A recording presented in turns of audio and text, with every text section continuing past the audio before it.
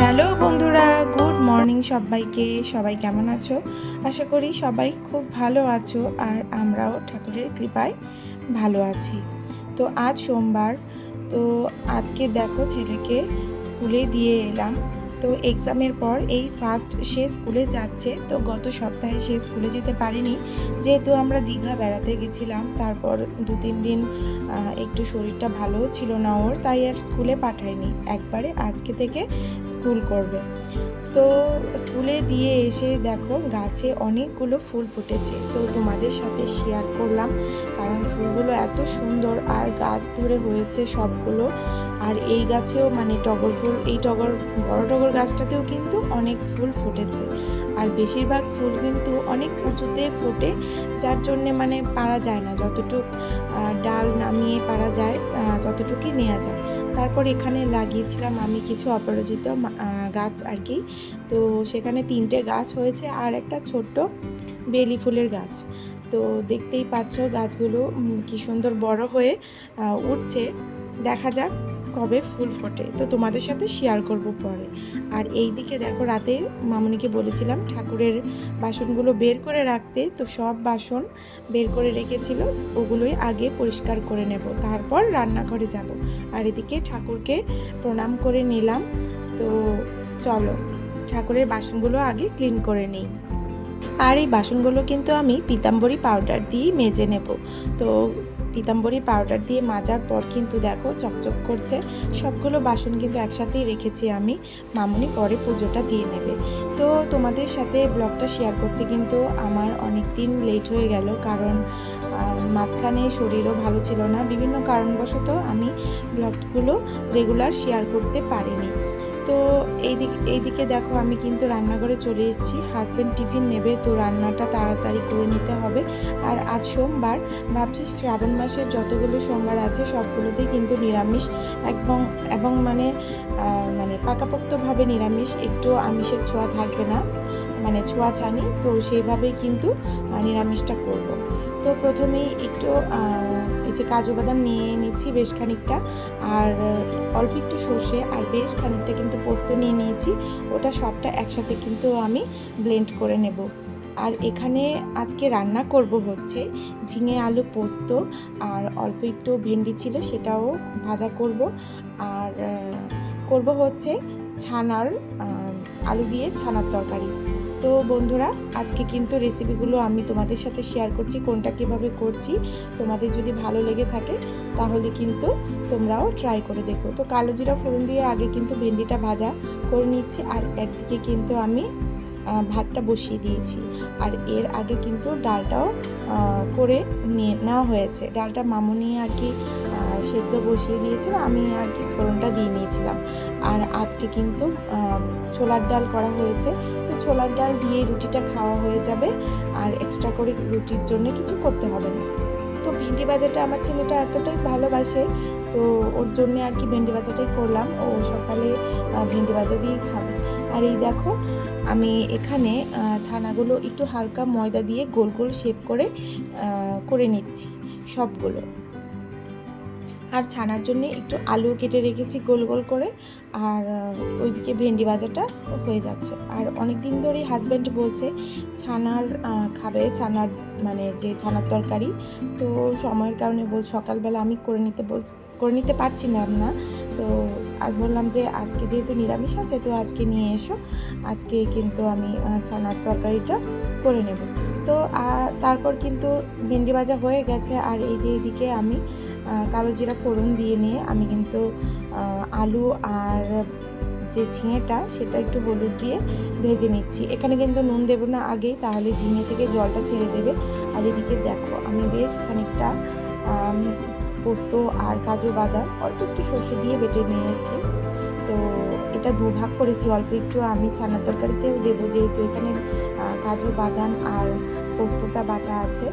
আর এই যে দেখো পোস্ত আর কাজু বাদাম বেশিরভাগটা কিন্তু আমি দিয়ে দিয়েছি এই যে ঝিঙে আলু পোস্ততে। তো আর কোনো কিছু দেব না। এবার নুন আর স্বাদ মতো চিনি দিয়ে কিন্তু ভালো করে নেড়ে চেড়ে একটু ঢাকা দিয়ে দেব সেদ্ধ হওয়া অবধি, তারপর কষিয়ে নামিয়ে নেব। তো ঝিঙে আলু পোস্ত তোমরা কারা কারা পছন্দ করো কমেন্টে জানিও, আর রান্নাটা কেমন হলো সেটাও কিন্তু কমেন্টে জানিও। আর এই পর্যন্ত যদি কেউ ভিডিওটা দেখে থাকো তাহলে তোমাদেরকে ধন্যবাদ জানাচ্ছি। একটা লাইক কমেন্ট করে জানিও, আর যদি নতুন বন্ধু হও তাহলে চ্যানেলটা সাবস্ক্রাইব করে আমার পাশে থেকো। তারপরে এই যে দেখছো একটু ঢাকা দিয়েছিলাম, এখন কিন্তু ঢাকাটা নামিয়ে দেখছি আলুটা সেদ্ধ হয়ে গেছে আর বেশ খানিকটা ঝিঙে থেকে জলটা ছেড়েছে। তো ভালো করে কষিয়ে একদম মাখা মাখা করে নামিয়ে নেব। আর ঝিঙে আলু পোস্তটা কিন্তু একটু মিষ্টি মিষ্টি হয়, তার জন্য একটু চিনি দিয়েছিলাম, তো বেশ ভালো হয়েছিল খেতে। তারপরে যে রুটি করে নিচ্ছি, হাজব্যান্ডের সময় হয়ে গেছে, মানে 9:30টার উপরে বেজে গেছে। আমিও আবার বেরোবো 10টার মধ্যে, ছেলেকে আনতে যেতে হবে। তো হাজব্যান্ড আর আমি দুজনে একসাথেই বেরোবো। জানো তো রান্নাঘরটা একটু বড় হলেও কি হবে, রান্নাঘরটা কিন্তু বেশ মানে বাসনপত্র বা সব কিছুই আর কি জায়গা রাখার জায়গা কম, মানে সুন্দর করে ডেকোরেট করা হয়নি। তো এইভাবেই চলছে, দেখা যাক কবে নাগাদ ঠিকঠাক হয়, যার জন্যে বেশিরভাগ সময় এলোমেলো থাকে রান্নার সময়। তারপরে একটু গুছিয়ে নিই আমি রান্না করার পর। তো পোস্তটা তো হয়ে গেল, আর এই যে দেখো ছানার বড়াগুলো, মানে ছানাগুলো কিভাবে আমি গোল গোল করে ভেজে নিচ্ছি। তো আর এই ছানাগুলো খেতে এতটাই ভালো লেগেছিল, কারণ পুরোটাই ছানা, এখানে আমি ময়দা মেখে ডোলে কোনো কিছু করিনি, ময়দা মেশাইনি, জাস্ট উপরে হাতে একটু ময়দা নিয়ে যেহেতু ছানাটা ভরে যাবে তো গোল গোল শেপ করেছি। তো ছানাটা ভাজার পর ছানা থেকেও কিন্তু বেশ খানিকটা তেল বেরিয়েছিল। তো এই যে দেখছো সবগুলো ছানা কিন্তু আমি গোল গোল করে মানে সুন্দর করে আস্তে আস্তে ভেজে নিচ্ছি, যেন ভেঙে না যায় আর যেন পুড়ে না যায়। তার জন্যে কিন্তু আমি এখানে গ্যাসের যে ফ্লেমটা একদম কমিয়ে রেখেছি। আর জানো তো ছানার যে একটা ফ্লেভার সেটা কিন্তু আমার ভীষণই ভালো লাগে, আর আমার হাজব্যান্ডের তো খুবই প্রিয়।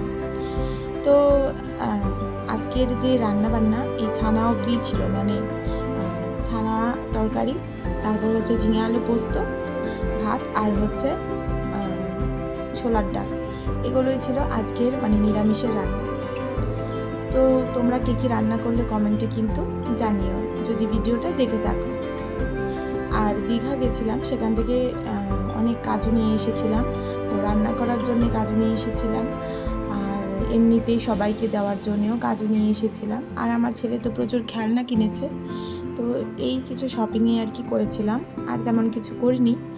তো তোমরা যারা যারা আমার দীঘার যাওয়ার যে ব্লগটা দেখেছো, তো যারা কমেন্ট করেছো সবাইকে অসংখ্য ধন্যবাদ জানাচ্ছি।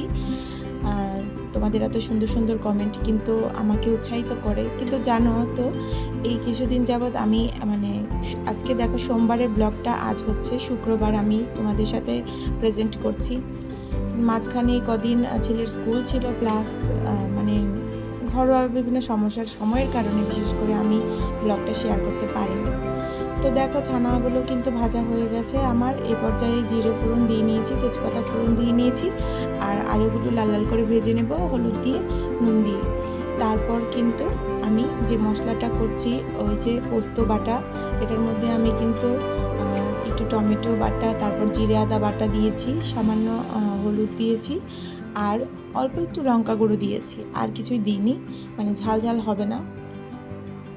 তারপরে আলুটা ভাজা হয়ে গেলে কিন্তু আমি মশলাটা দিয়ে দিলাম, তারপর ভালো করে সব কিছু একসাথে মিশিয়ে নুন চেক করে তারপর কিন্তু অল্প আঁচে ঢাকা দিয়ে দেব, কারণ এই যে মানে মশলাটাও একদম ভাপা হবে আর সবটাই কষা হবে, আর আলুটাও সেদ্ধ হয়ে যাবে। আর এই ফাঁকে তাড়াতাড়ি করে নিচ্ছি, যেহেতু সময় হয়ে গেছে, হাজব্যান্ডের টিফিনটা বেড়ে নিচ্ছি। তো জানো একদম 10টাই বেজে গেছে, তো ছেলেকেও আনতে যেতে হবে, টাইম হয়ে গেছে, আমার যেতে হবে রাস্তাটা, আর হাজব্যান্ডেরও সময় হয়ে গেছে। আর ছানা তরকারি এত সকালবেলা তাড়াহুড়ো করে হয় না, যেহেতু খানিকটা টাইম আমি সকালেও ঠাকুরের বাসন মাজাতে দেরি করে ফেলেছি।